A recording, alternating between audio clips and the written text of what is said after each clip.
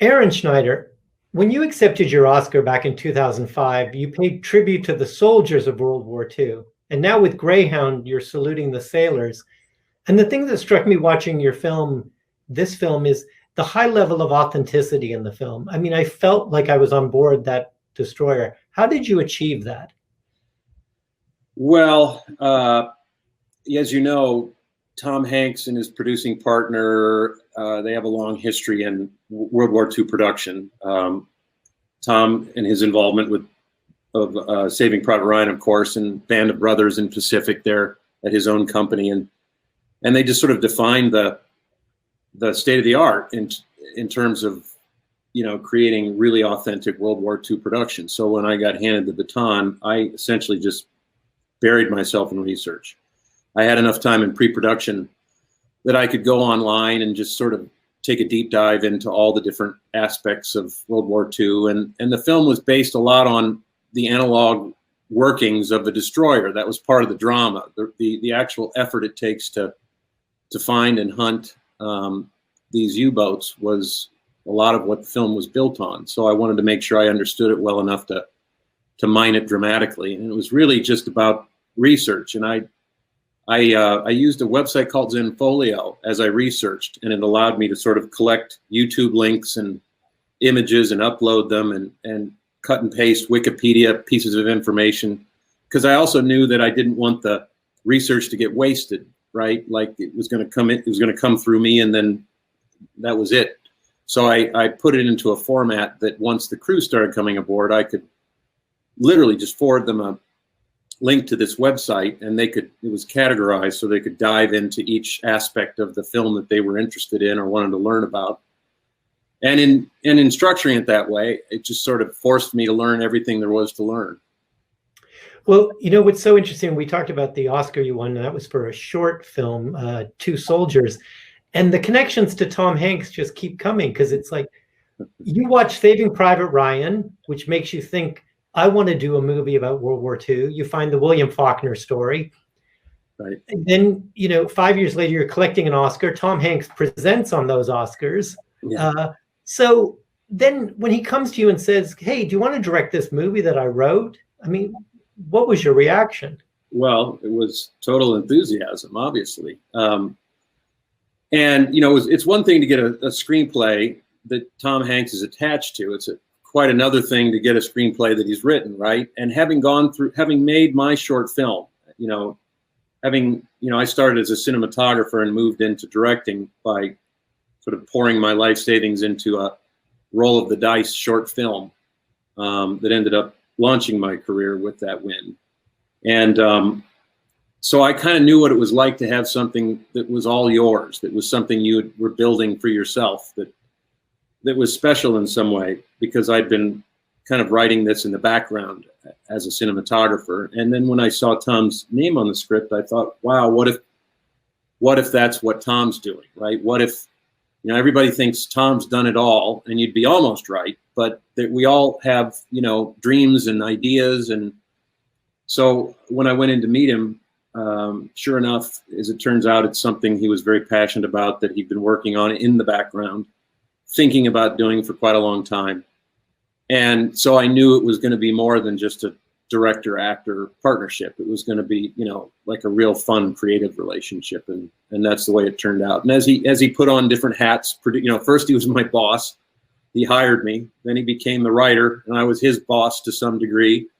And then, on set, it was the director-actor relationship. And then, we get into post-production, and he becomes my boss again, right? So, but it was a terrific collaboration, a lot of fun, and that's what you get when you make a Tom Hanks movie that he's also written. Well, and you mentioned that you started as a cinematographer, so just talk about that collaboration that you had with Shelly Johnson on Greyhound. I mean, what the two of you achieved is extraordinary. Yeah, it's a film that's primarily about experience. It's about the experience of moving across the North Atlantic. It's a survival film, essentially. And so we had to mine all the different aspects of what these sailors came up against, in particular, Tom's character, Kraus, the captain of the destroyer. And before before we could mine the drama of what makes that kind of survival story interesting, we had to understand the nuts and bolts of what those men did and what their jobs were and how they communicated and the equipment that they used, which is, ancient by modern standards, obviously.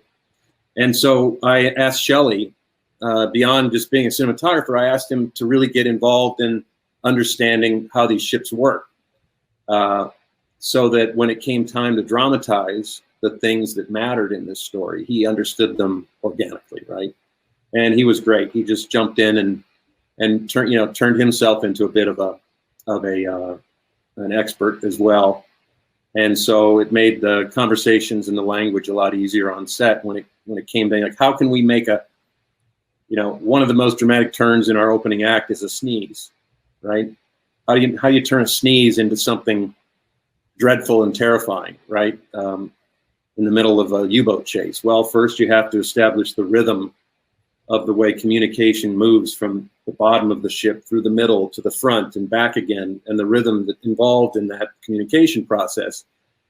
And then, of course, involves editorial as well. You have to sort of educate the audience on how this communication flows, and then and only then can a sneeze in the middle of that chain of communication be so disruptive and frightening, right?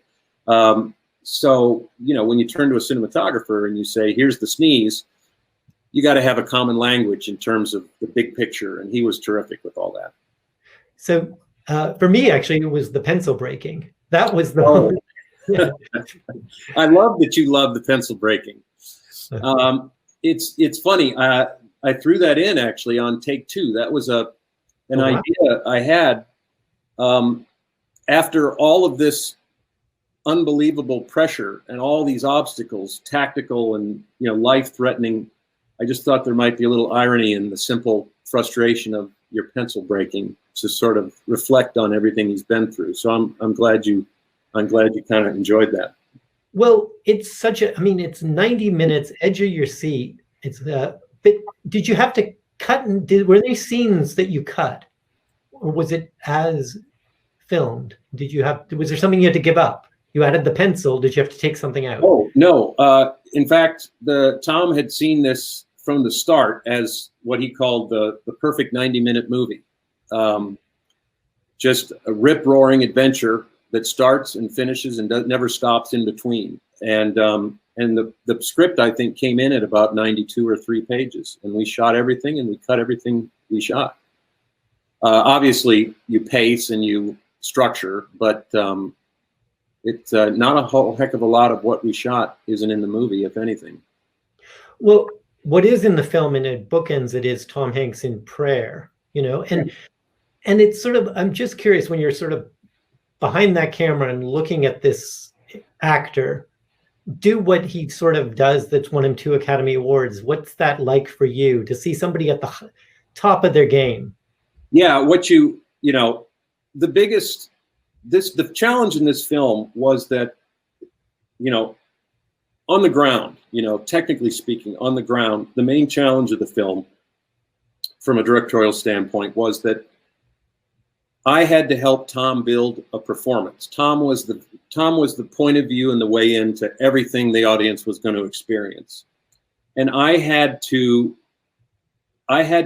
give Tom on a set, if you can imagine an actor standing on a set with, looking out a portal window of a destroyer with nothing out there but crew and lights, right? And find a way of communicating the virtual world that is going to come into play in post-production. A lot of actors, they like to ask the actors in interviews sometimes, what was it like pretending that green screen was a dinosaur, And there's always that scene in the movie where an actor talks about, oh, I had to pretend the dinosaur was there or something like that. Well, Greyhound was essentially, that was the whole film. The whole film was Tom reacting to nothing.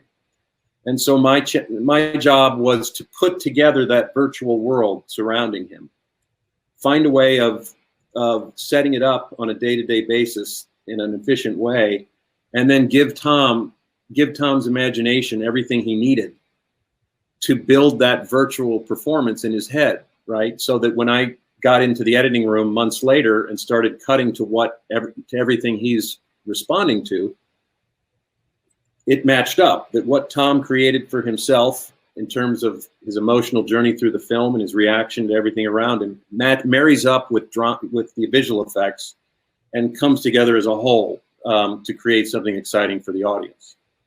Well, it certainly was that. Look, congratulations on the achievement. I look forward to talking to you with the rest of the group in a little bit. Thank you very much.